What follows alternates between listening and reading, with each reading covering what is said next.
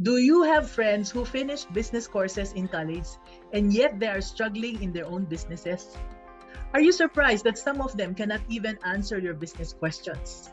Or are you one of those who still believe that a business diploma is a guarantee of business success? Now, in this video, we will be talking about the fourth of the 5 things they did not teach you in school about business that you should watch out for. Hi, welcome to Mommy Negosyo's Business Tips number 32.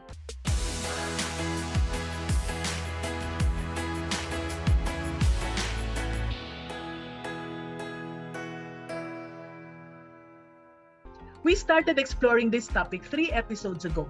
We said that there are many things they don't teach in business school. So, if you are curious about what the first 3 things are, please check out the previous episodes, okay? So, here in this fourth one, in the 5 things they did not teach you in school about business that you should watch out for, and number 4 is how to sell and why you should focus on sales. I have a mentee, let's call her Joanna. It's not her real name.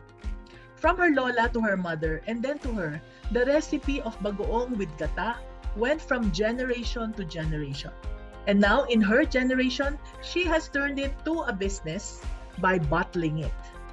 It has been so successful that many people buy it to give to others as pasalubong whenever they travel out of their city.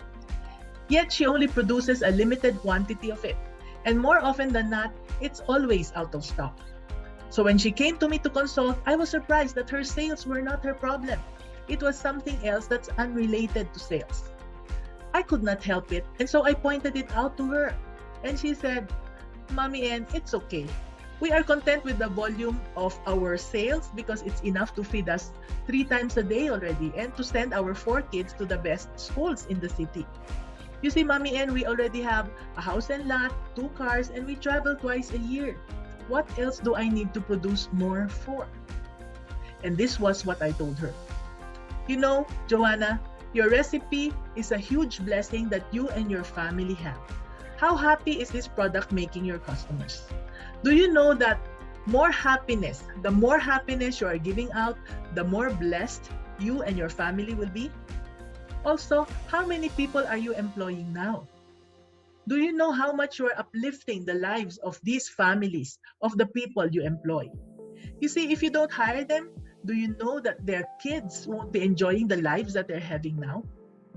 As she nodded her head, I asked, why don't you want to help more families and more kids by giving more employment? That was when she realized that she should not only think of her own needs, she should go beyond her own comfort zone and share her blessings. Schools don't teach that. They just teach us how to compute profits from our sales. They teach us that in business math and in basic accounting, this is what you should do and that is what you should not do. But they don't teach us that when we are given talents, it is our obligation to share them with our neighborhood and with the world. If we have a product or service that we can sell because people need them, and they are willing to pay for them, it is our moral obligation to do whatever it takes to increase our sales. So, my question to you who have not started your business but who has the desire because the business bug has been poking at you for a long time already, when will you start? If you're given the talent, know that biblically, if you don't use it, it will be taken away from you. Remember? It makes total sense because your talent is needed by people. And if you don't use it, a benevolent God will always make sure that the needs of His people will not wait for you forever, right? If you have a business idea and don't act on it, the idea will always be given to somebody else. Now, another question to those who are in business. In what way have you been focusing only on yourself, your own needs? And in what way have you been staying small? In what way are you not growing your sales and are just content with the size of your business? You might say, how will I grow my sales, Mommy N? Well, there are 1,001 ways to do that, and the answer is in Google. But just for today's episode, I will point out 3 questions that you can ask yourself. Question number 1, what problems of your customers can your product or services solve? And how clearly are you communicating which way your product is solving these problems for them? Now, most business owners will just be focused on selling their products and services. Sell, sell, sell, sell, sell. When they cannot sell, they lower their price. Go on sale after sale, promo after promo, desperately trying to sell more. This is why, before you start your business, this is one of the things that you need to learn. Who are your customers? What problems do they have?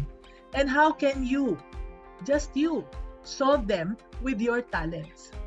Never start a business by deciding on the product or the services first.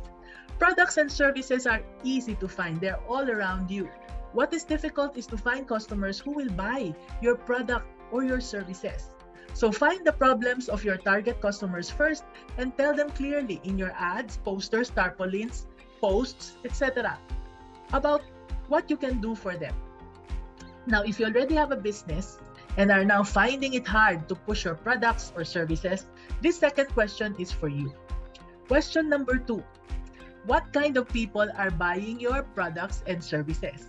And where can you find more of them? I have a mentee who opened a sari-sari store only 6 months ago.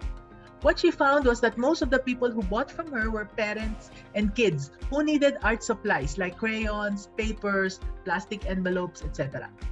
And she saw that these were all passers-by. After we talked, she decided on a strategy to increase her sales. Very simple. To attract the same type of customers, not only passers-by, but from all over her barangay and the adjacent barangays, she decided to do that by giving them free delivery for a minimum purchase of 250 pesos.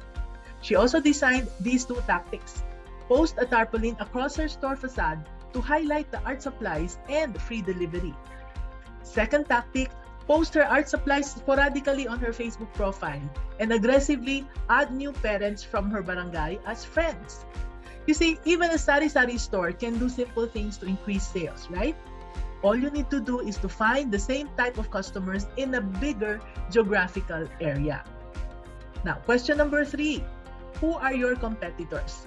And how can you be better than them in the minds of your customers? That was the question I had in mind before I became Mommy N or Mommy Negosyo. In the mind of women and men who want to start a business, especially those who did not finish a business course, who do they think of? I found 3 competitors.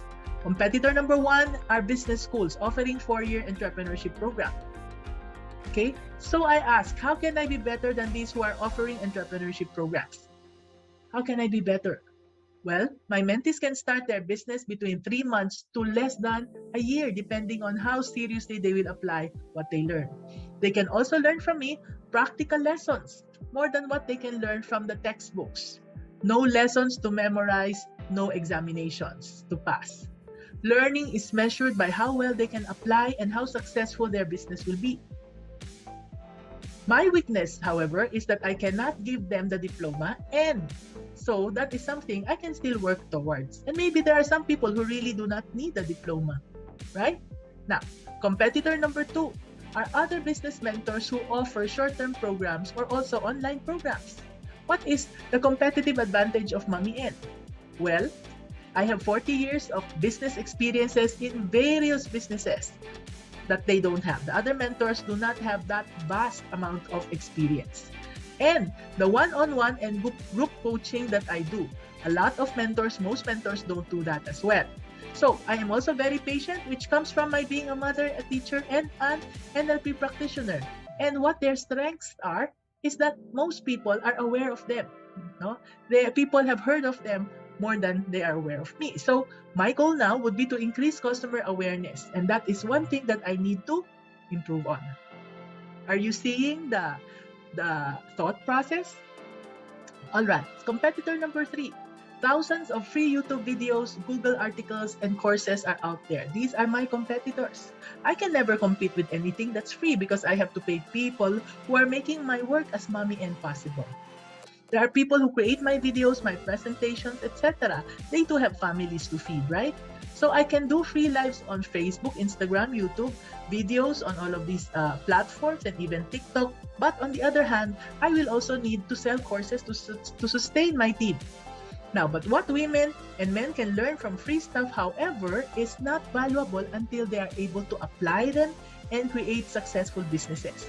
And what I have learned is that there are many people who enjoy learning from free stuff, but only 1 out of 10 will roll up their sleeves to apply. And for those who apply, it will be faster and cheaper for them to succeed with the help of a mentor than to apply by themselves through trial and error. So I use myself as an example here because I want you to see how a business owner thinks. Okay? Look at and observe the thought process. The lesson I want you to learn here is that you need to study your competitors. Compare yourself with them, find what their weaknesses are that can be your advantage over them, and make it your competitive advantage. So, 3 ways to sell more as we learned today. First is to communicate the problem that you are solving in your ads and even in the way you or your sales staff talk to customers. Number 2, find more of the customers that you are already serving. Where are they? Look for them and sell to them. Number 3, determine your competitive advantage. Okay? Now, why is sales important? Well, sales is how you bring in money to your business, and sales is also the indicator of how you are able to help your customers and your employees with the talents that you have been given. There should be no stopping sales growth because it is your obligation to grow. Grow it as much as you can. Okay?